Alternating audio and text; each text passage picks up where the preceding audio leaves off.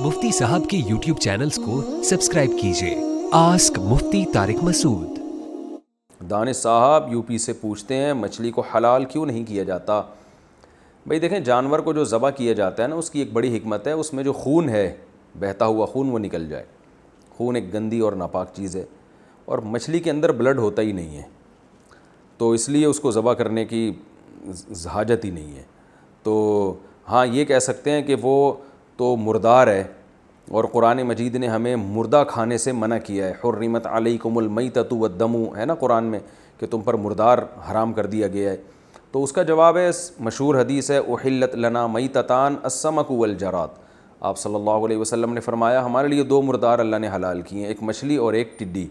तो ये दो चीज़ें ज़बह किए बग़ैर भी खाई जा सकती हैं। हिकमत मैंने बता दी आपको। बाकी हिकमतों पर हुक्म का मदार नहीं होता, जैसे अल्लाह उसके रसूल ने कह दिया बस हम मानेंगे, उस पर अमल करेंगे।